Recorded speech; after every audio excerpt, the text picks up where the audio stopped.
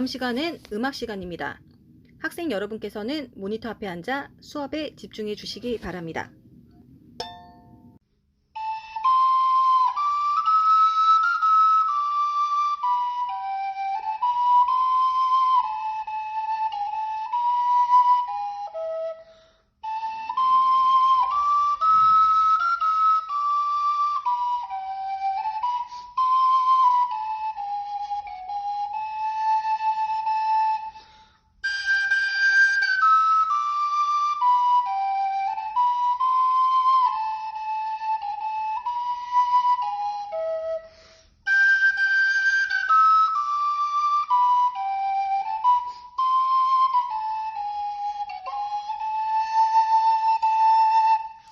안녕하세요. 음악하는 음악쌤입니다.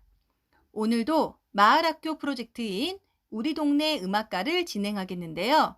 우리 동네 음악가에게 재능 기부를 받아서 감상 수업을 하도록 하겠습니다. 지난 시간에 이어 오늘도 유튜브에서 피아니스트로 활동하고 있는 우리 동네 유명 유튜버 나영현 학생이 재능 기부를 해주셨습니다. 그리고 우리 학교 수학쌤인 스탑라인쌤도 재능 기부를 해주셨습니다.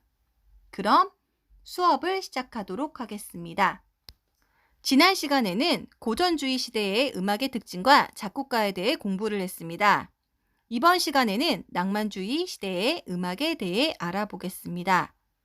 낭만주의 음악은 이름에서 알 수 있듯이 낭만적이고 서정적인 음악이 작곡이 되었습니다. 그렇다면 그 시대의 상황은 어땠을까요? 안정되고 평화롭고 낭만적인 시대였을까요? 낭만주의라는 말에서 풍기는 뉘앙스 때문에 아름답고 평온했던 시기같이 느껴집니다. 저도 처음엔 그런 줄 알았습니다. 프랑스 파리에서 자전거를 타고 다니다가 따뜻한 햇살을 받으며 세느강 벤치에 앉아서 바게트 빵을 뜯어먹는 그런 장면이 연상이 되는데요. 그런 평화로운 시기가 절대 아닙니다. 그 반대였습니다. 18세기 중엽에 영국에서 산업혁명이 일어나면서 기계가 발명이 되고 공장이 생겨나게 됐어요. 그래서 사람들이 도시로 모였어요. 그러면서 새로운 계급이 형성되게 됩니다. 자본가 계급이 생겨나는데요. 그 결과 귀족의 지배체제가 흔들리고 프랑스에서는 시민혁명이 일어나게 됩니다. 시민들이 자유로운 개인으로서 자유와 평등을 그리고 권리를 보장받기 위해 혁명을 일으키는데요. 이 시대에 프랑스의 파리는 광장, 거리, 다리 등의 도시를 정비하게 되고 베르사유 궁정처럼 아주 화려한 건축물들을 짓게 됩니다. 하지만 도시는 화려해진 반면 시민들의 삶은 끔찍했어요. 도시에 공중 화장실이 없어서 길거리에는 악취가 진동을 했어요. 사람들이 분뇨, 똥이죠. 그리고 동물들의 분뇨, 더 심한 건 산업혁명으로 인해서 공장이 많이 지어지게 되는데요.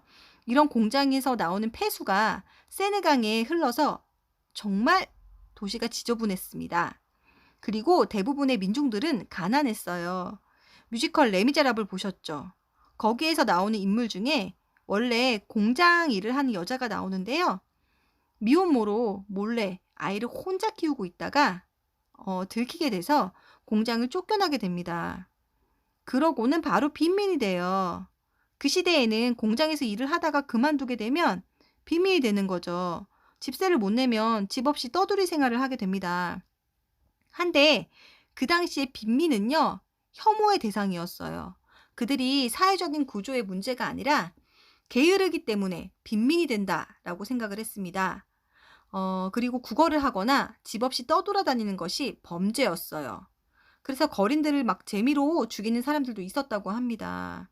그러니 시민들의 분노가 엄청나게 컸겠죠. 그래서 프랑스에서 시민혁명이 일어났고요. 군중들이 가난의 서름과 뭐 이런 것들을 절규를 하는 거죠. 왕과 귀족들이 하루아침에 혁명군에게 광장이 단두대에서 처형을 당하게 되었어요. 거기에다가 이웃 나라인 오스트리아와 프로이센에서 이런 분위기가 자기들 나라에 확산이 돼서 혹시라도 자신들의 왕권이 붕괴될까 봐 지레 겁을 먹고 프랑스를 막 공격을 합니다. 이렇게 서유럽의 대부분의 나라들이 전쟁에 전쟁을 거듭했던 시기예요. 도시가 항상 피로 물들었던 끔찍했던 시기예요. 그러다 보니 사람들은 현실이 괴로우면 반대로 꿈을 꾸고 싶어 합니다. 정신적인 힐링이 필요한 거죠. 그래서 이 시기에 엄청난 양의 문학 작품, 그리고 음악, 미술 분야의 예술 작품들이 쏟아져서 나오게 됩니다. 그래서 이 시기의 음악도 엄청나게 많은 작품과 새로운 음악 사조가 정신없이 쏟아지기 시작해요. 그리고 낭만주의 시대에 정말 많은 작곡가들이 등장을 하게 됩니다. 중학교 교과서에는 낭만주의 시대가 너무 광범위하니까 이를 세분화시켜 구분하기도 해요.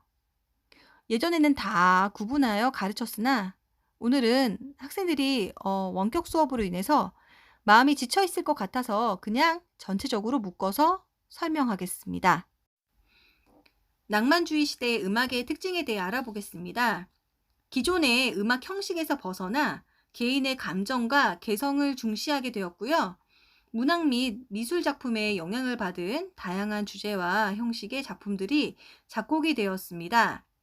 문학에 영향을 받은 작품 중에 시를 가사로 한 예술 가곡이 이 시대에 발달하게 되는데요. 예술 가곡은 슈베르트에 의해 탄생이 됩니다. 슈베르트는 아름다운 가사와 선율이 결합되어 시의 내용을 노래와 피아노 반주로 완벽하게 혼연일체를 이루어 표현하는 가곡을 작곡했고요. 슈베르트가 작곡한 가곡을 예술 가곡이라 부르게 되었습니다. 정말 예술적으로 완벽한 경지에 이른 곡들이죠. 예를 들어 슈베르트 초기의 작품인 물레 감는 그레첸에서는요. 물레를 돌리는 소리를 피아노 반주로 표현합니다. 이렇게 표현합니다.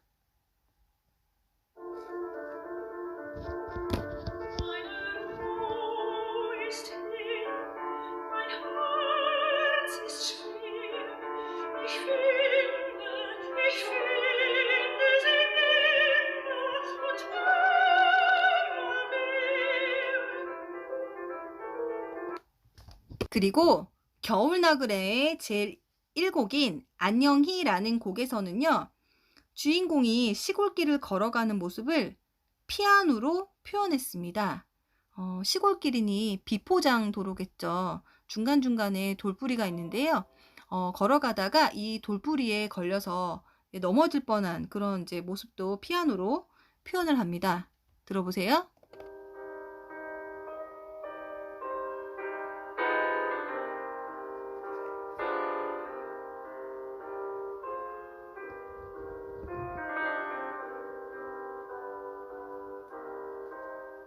Fremd bin ich eingezogen, fremd zieh ich wieder aus.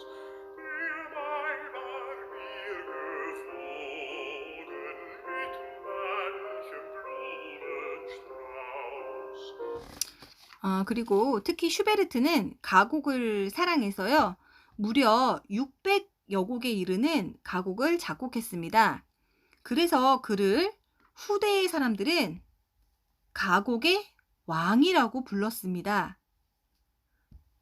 예술 가곡의 종류는 두 가지가 있어요.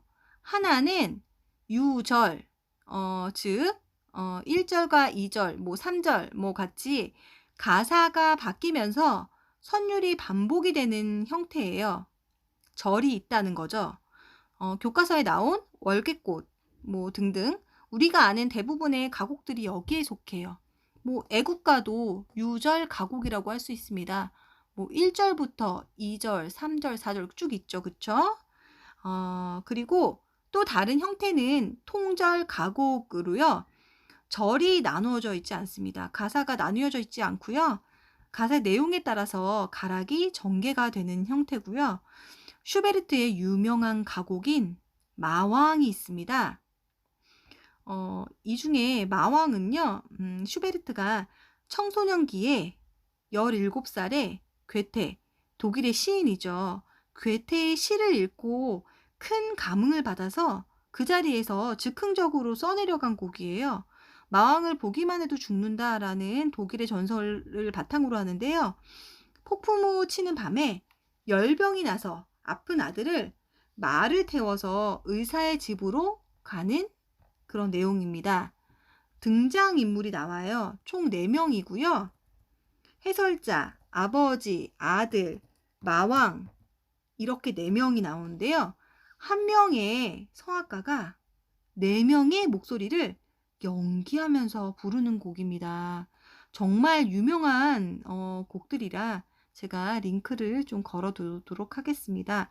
그리고 마왕의 앞부분에서도요. 막 폭풍우가 치는 밤에 말을 타고 막 달리는 이제 다급한 아버지의 그런 마음과 그런 말의 모습을 표현을 하는데요.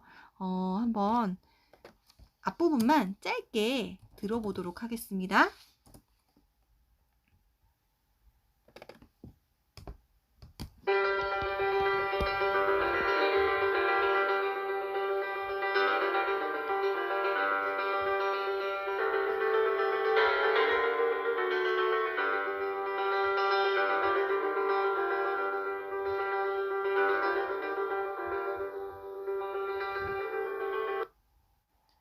그리고 낭만주의 시대에는 표제 음악이 발달하는데요. 표제 음악이란 제목이 있는 음악이에요. 지난 시간 고전주의 시대에는 음악의 형식이 악곡의 제목인 경우가 많다고 했는데요. 낭만주의 시대에 와서는 다양한 제목만큼 다양한 소재를 가진 줄거리를 가진 음악이 등장하게 됩니다. 예술 가곡이나 교향시와 같은 다양한 장르의 표제 음악이 만들어지게 되는데요. 예를 들어 비발디의 사계의 경우에는요. 악보에 소네트라고 하는 짧은 시가 적혀 있는데요. 이 시를 현악합주로 표현을 합니다. 사계중 겨울 1악장을 보면요. 추운 겨울에 이렇게 밖에 있어요.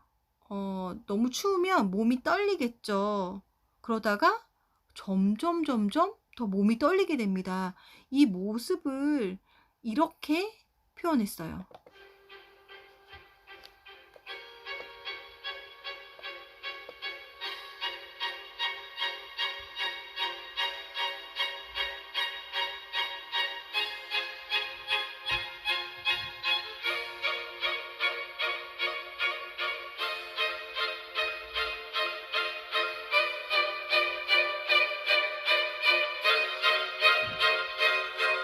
자, 그리고 이제 바람이 붑니다. 이렇게요.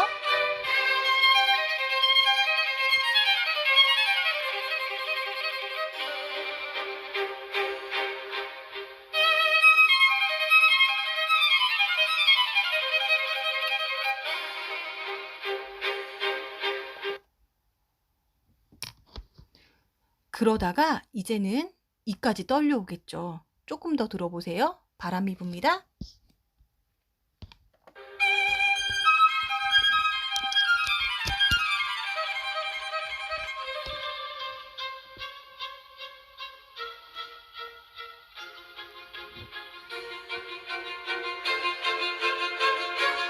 자, 이가 따딱따딱 부딪히겠죠. 너무 추워서.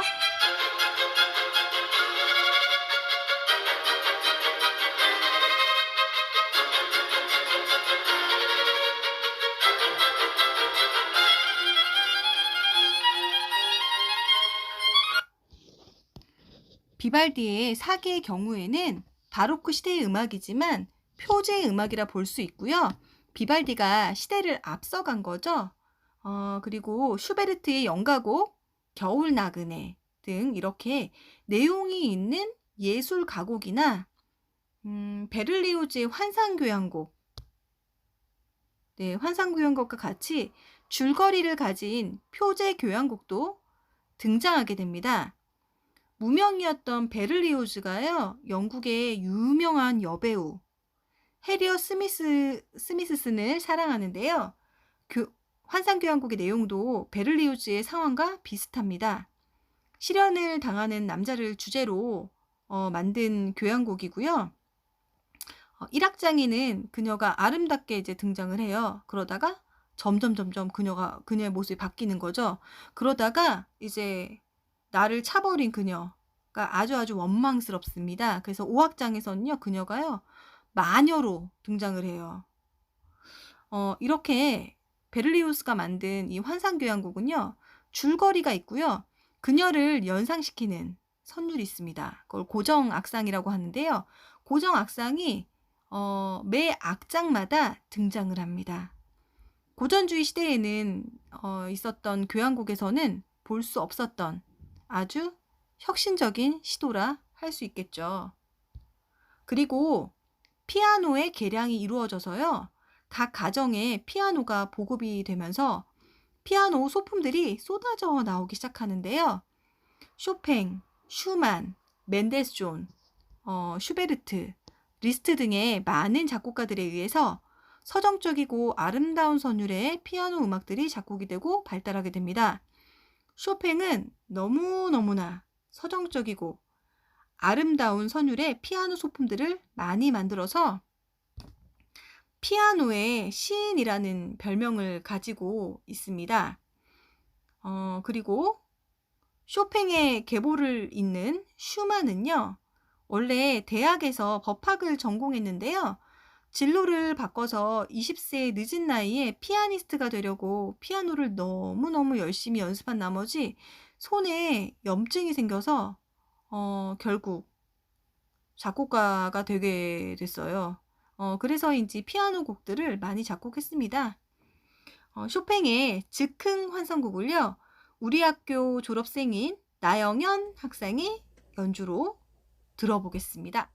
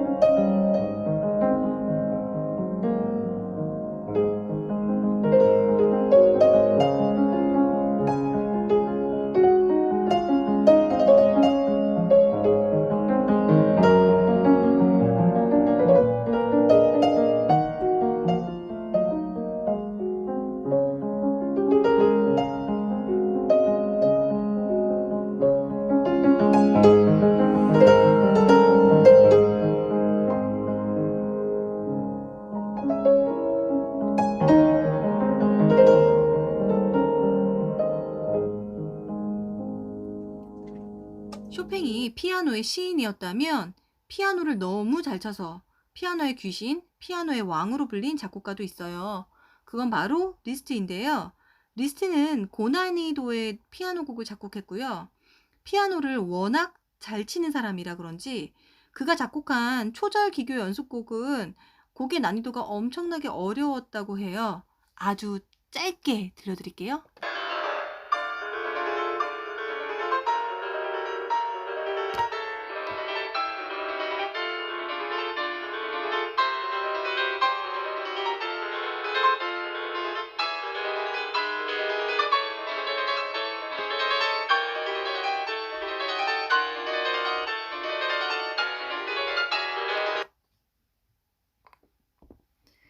슈만이 이 곡에 대해 이렇게 평가를 했습니다. 이 세상에 이 곡을 연주할 수 있는 피아니스트는 10명이나 12명 정도밖에 되지 않을 것이다. 그리고 리스트는 이 시대 피아니스트로 엄청난 슈퍼스타였어요. 오빠 부대를 몰고 다녔다고 합니다. 외모도 잘생겨서 리스트가 피아노를 치면 팬들이 환호를 하고 기절을 하는 여성들까지 있었다고 합니다. 리스트의 대표적인 피아노 곡인 라 캠파넬라는요, 작은 종이라는 뜻으로요, 피아노의 고음부가 종소리를 묘사를 합니다. 라 캠파넬라 아주 짧게 들어보도록 하겠습니다.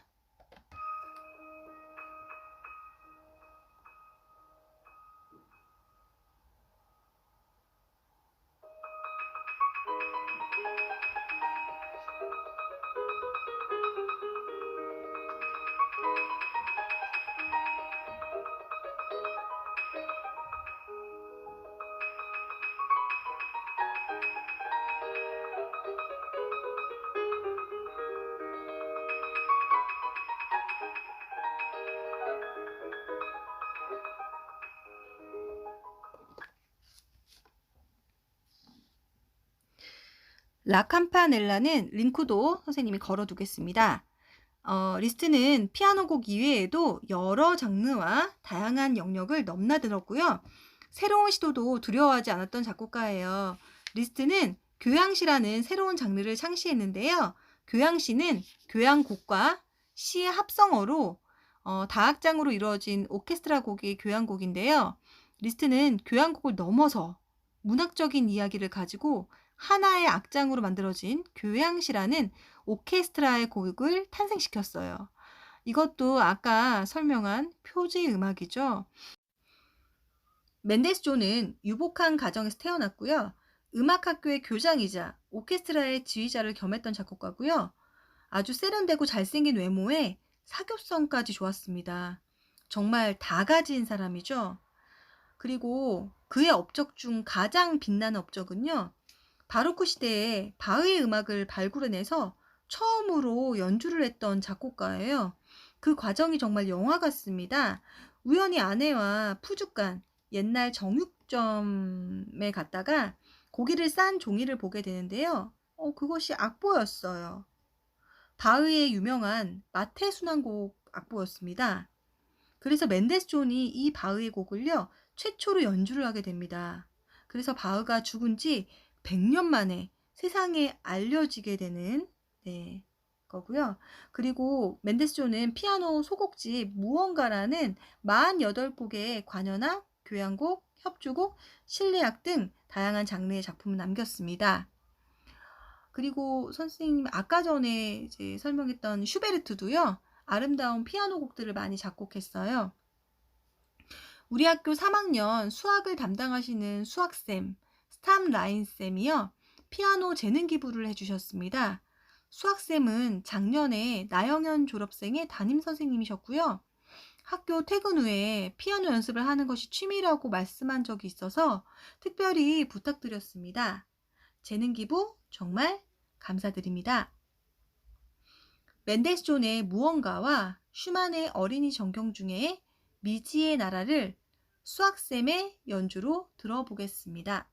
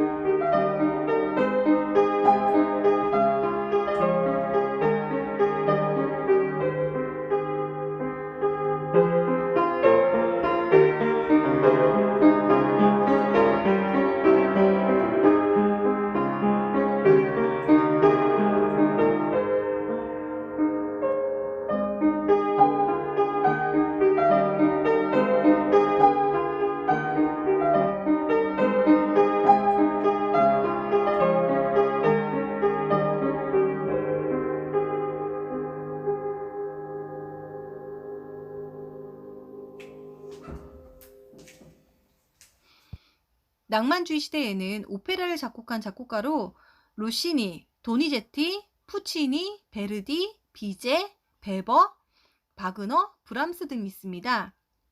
유명한 낭만주의 시대 오페라는 제가 링크를 걸어두겠습니다. 낭만주의 시대에 등장하는 새로운 성악곡의 형식 중에 악극이 있었는데요.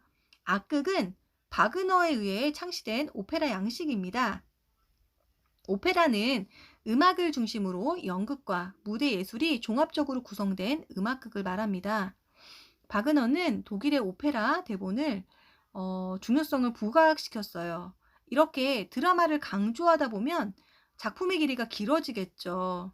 그의 대표적인 악극인 리벨룽겐의 반지 같은 경우는 연주 시간이 약 14시간이에요.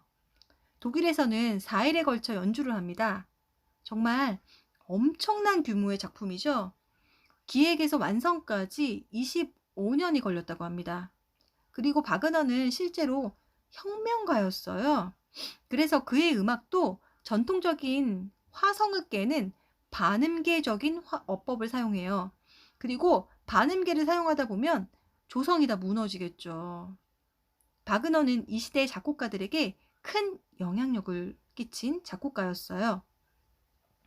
지금까지 소개한 작곡가 이외에도 파가니니, 차이코프스키, 생상스, 리하르트 슈트라우스 등 낭만주의 시대에 엄청나게 많은 작곡가들이 배출하게 됩니다. 낭만주의 시대 중기까지는요, 유럽의 모든 나라들의 작곡가들이요, 독일, 프랑스, 이탈리아의 영향을 받아서 비슷한 분위기의 악곡을 작곡하는데요. 하지만 낭만주의 후기로 가서는 각 나라별로 민족적인 특성이 뚜렷한 악곡들을 작곡하게 됩니다. 이를 국민악파라고 해요. 국민악파는 19세기 러시아와 북유럽을 중심으로 일어났습니다. 러시아 5인조라고 불리는 큐이, 보로딘, 발라키레프, 무소르그스키, 왕벌의 비행을 작곡한 림스키-코르사코프의 5명의 러시아 작곡가들이 활동을 했고요. 체코는 스메타나, 신세계 교향곡을 작곡한 드보르자크, 핀란드는 핀란디아를 작곡한 시벨리우스, 노르웨이는 그리그, 영국의 작곡가는 결혼식 축가로 많이 사용되는 사랑의 인사를 작곡한 엘가, 이런 작곡가들이 대표적이었어요. 그리고 스페인의 작곡가는 알베니스, 그라나도스 등이 있습니다. 알베니스와 그라나도스의 곡들은요, 클래식 기타 곡으로도 편곡이 되어서 알려져 있는데요. 기회가 된다면 또 이것도 재능 기부를 받아서 연주를 들려드리도록 하겠습니다. 안녕하세요. 음악하는 음악쌤입니다. 이번 감상 수업 속의 코너 우리 동네 음악인입니다. 우리 마을에 사는 음악인들을 섭외하여 연주를 듣고 음악에 대한 생각을 들어보는 코너입니다. 지난 강의에서 멘데스존의 무언가와 슈만의 어린이 전경을 연주해 주었던 우리 학교 수학쌤 스탐 라인쌤을 만나보겠습니다. 수학 선생님께서 얼굴이 공개되는 걸 원치 않으셔서 목소리 인터뷰만 하겠습니다. 잠시만 기다려주세요.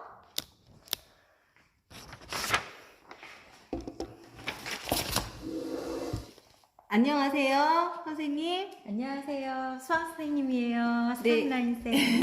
자기소개해주세요. 이번 1년 동안 3학년 수학을 가르치게 된 스탑라인 선생님이에요. 와! 네, 선생님. 중학교 시절에 수학쌤의 꿈은 어땠나요? 선생님의 꿈은 굉장히 다양했었는데요. 지금처럼 뭐 교사가 꿈이었기도 하지만 그 더 어릴 때는 방송국 PD나 피아니스트, 작곡가 등의 꿈이 있었어요. 학창 시절 좋아하고 자신 있었던 과목이 음악과 수학이었던 만큼 꿈을 향해 끊임없이 달려와 지금의 수학 교사가 된 것 같아요. 쌤은 고등학교 때 문과였고 처음 대학교 전공이 수학이 아닌 무역학과였었어요. 대학생 때 수학 과외를 하면서 수학을 가르치는 일에 즐거움과 보람을 느껴 뒤늦게 수학교육학과로 다시 진학을 하여 현재 여러분과 수학교사로 만나고 있는 거예요. 아직 꿈을 찾지 못한 학생들에게 선생님의 이러한 자취들이 많은 희망과 도움이 되었으면 합니다. 네, 그 다음 질문. 수학쌤에게 음악이란? 선생님에게 음악이란 삶의 일부와 같아요. 아주 어릴 때부터 클래식 음악을 즐겨 들었고, 초등학교 2학년 때는 처음으로 동요를 작사, 작곡도 했었어요.